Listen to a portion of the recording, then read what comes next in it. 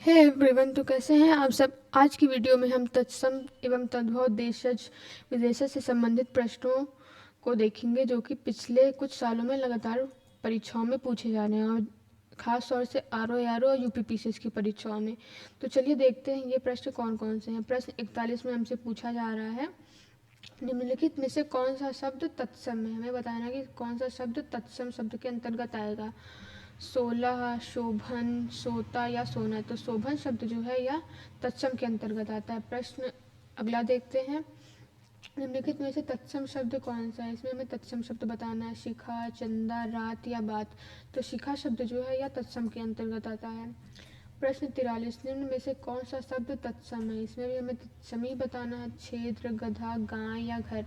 तो क्षेत्र शब्द जो है यह तत्सम के अंतर्गत आएगा।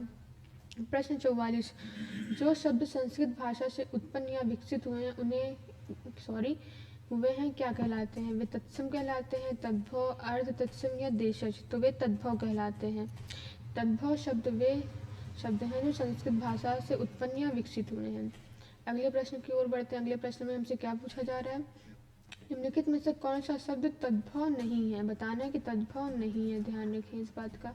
तो चलिए ऑप्शन देखते हैं। ऑप्शन ए में दिया गया है दांत, ऑप्शन बी में अधर, ऑप्शन सी में आँख, ऑप्शन डी में कान। तो ऑप्शन बी अधर इसका सही ऑप्शन होगा। प्रश्न 46 में क्या पूछा जा रहा है, अट्टालिका का तद्भव रूप है। अट्टालिका का तद्भव रूप क्या होगा, अटाला, अटल, अटारा या अटारी। तो जी हाँ, अटारी इसका सही ऑप्शन है। प्रश्न 47, निम्नलिखित शब्दों में से तद्भव शब्द को पहचानिए। हमें तद्भव शब्द की पहचान करनी है। आलस तद्भव है, कुष्ठ तद्भव है, अंधकार तद्भव है या उल्लास तद्भव है। तो आलस शब्द जो है या तद्भव के अंतर्गत आता है। तो चलिए अगले प्रश्न की ओर बढ़ते हैं। अगले प्रश्न में हमसे क्या पूछा जा रहा है, निम्न प्रश्न में 4 विकल्पों में से उस विकल्प का चयन करें जो दिए गए शब्द का तद्भव रूप है। तो कौन सा शब्द दिया हुआ है, इच्छु। इच्छु का तद्भव क्या होगा, अभिलाषा, इच्छा, ईख या उल्लू। तो इच्छु का तद्भव होता है ईख। अगले प्रश्न की ओर बढ़ते हैं। अगले प्रश्न में क्या पूछा जा रहा है, इच्छु का तद्भव। अच्छा, ये सेम क्वेश्चन हो गया। चलिए इसका भी आंसर ईख ही होगा। प्रश्न 50 देखते हैं, निम्नलिखित में से कौन सा शब्द तद्भव है। इसमें तद्भव शब्द बताना है। उल्लास तद्भव है, उच्छ्वास तद्भव है या निश्वास तद्भव है या उजास तद्भव है। तो उजास शब्द जो है या तद्भव के अंतर्गत आता है।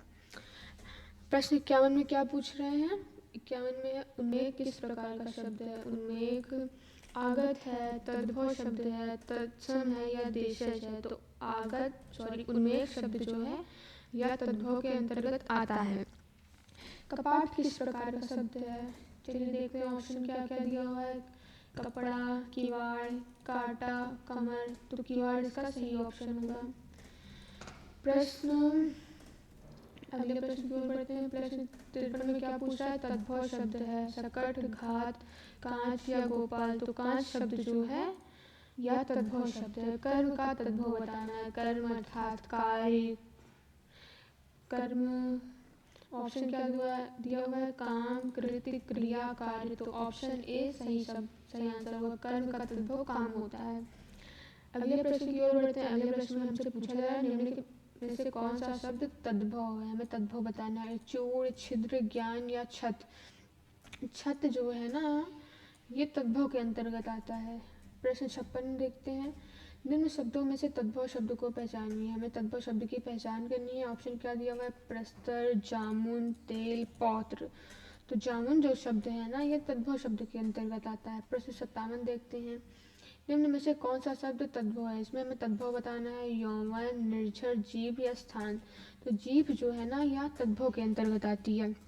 चलिए हम इस और प्रश्नों को देखते हैं। प्रश्न 58 में क्या पूछा जा रहा है हमसे, तद्भव शब्द है, तद्भव शब्द की पहचान करनी है। अर्थात सुर्ख, शत, ढाई, भक्त। तो जो ढाई शब्द है ना यह तद्भव के अंतर्गत आएगा। तो चलिए अगले प्रश्न को देखते हैं, निम्नलिखित में से कौन सा शब्द तद्भव नहीं है, हाँ? उपज, तद्भव, उपाला या उबाल। तो जो तद्भव शब्द है ना यह तद्भव के अंतर्गत नहीं आता है। तो चलिए अगले प्रश्न को देखते हैं। प्रश्न 60, निम्नलिखित में से कौन सा शब्द तद्भव नहीं है। धरती, दीपावली, नेवला, नाच। तो इसका सही आंसर होगा दीपावली। दीपावली तद्भव नहीं है। प्रश्न 61 में हमसे क्या पूछ रहे हैं, निम्नलिखित में से कौन सा शब्द तद्भव है। इसमें बताना है कि कौन सा शब्द तद्भव के अंतर्गत आता है। पंख, अक्षर, कार्य या आज्ञा। तो पंख शब्द जो है ना यह तद्भव के अंतर्गत आता है। ठीक है।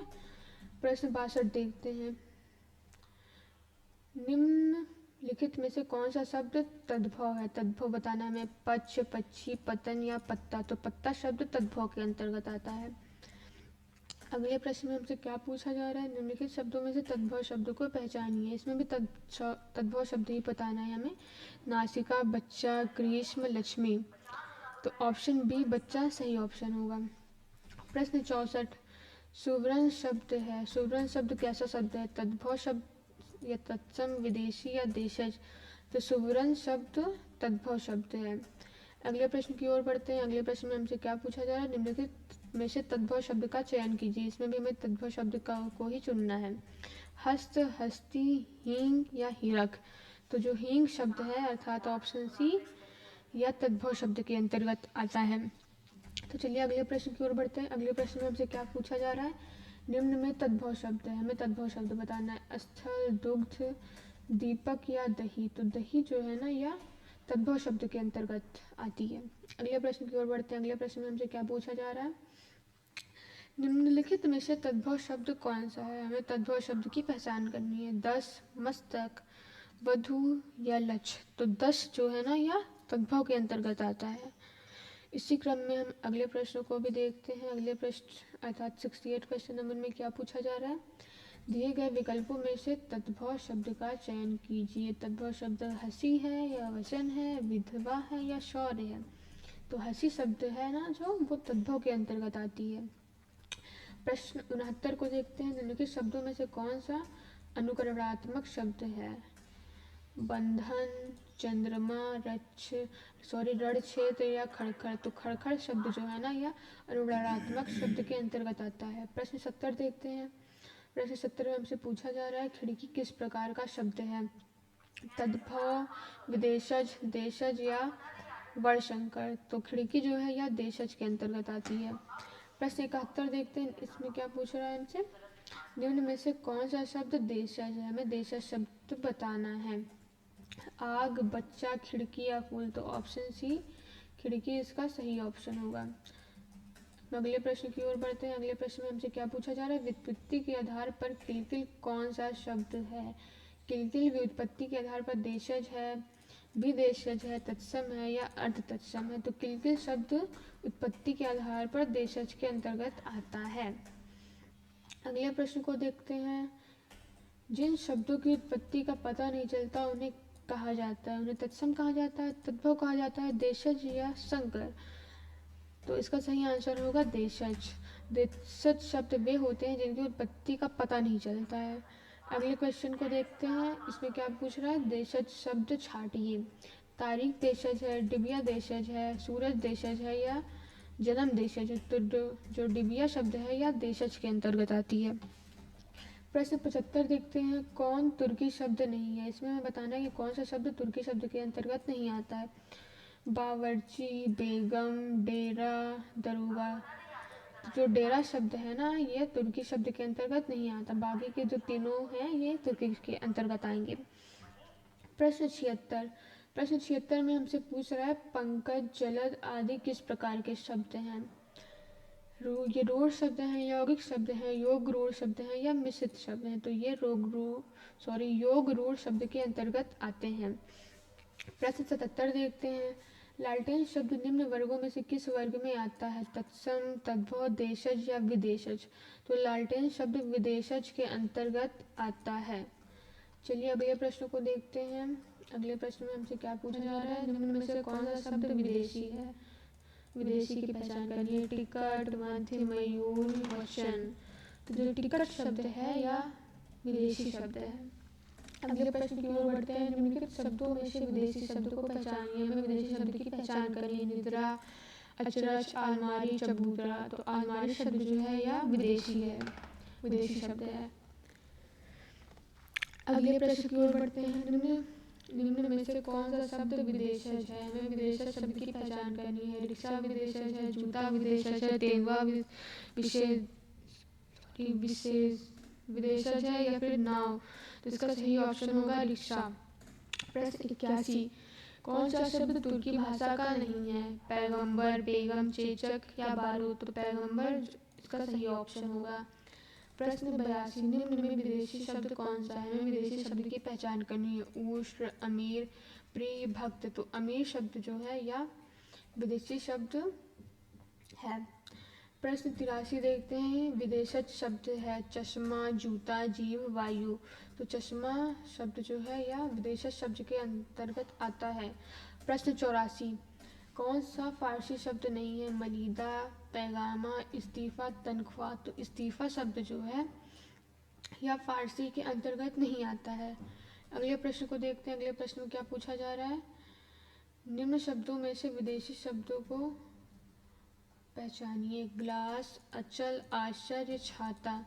तो सही ऑप्शन होगा ग्लास। ग्लास शब्द विदेशी शब्द के अंतर्गत आता है। प्रश्न 86 देखते हैं।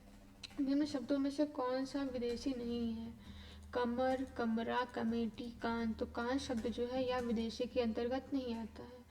प्रश्न 87, निम्नलिखित में रूढ़ शब्द है। दूध वाला, घुड़सवार, नाक, लंबोदर। तो नाक शब्द जो है यह रूढ़ शब्द है। अगले प्रश्न की ओर बढ़ते हैं। अगले प्रश्न में हमसे पूछा जा रहा है निम्नलिखित में संकर शब्द कौन सा है? आतिशबाजी, लफंगा, नारिकेल, चुगलखोर। तो चुगलखोर शब्द जो है यह संकर शब्द के अंतर्गत आता है। आज के लिए इतना ही, बाकी मिलते हैं नेक्स्ट वीडियो में। Thanks for watching.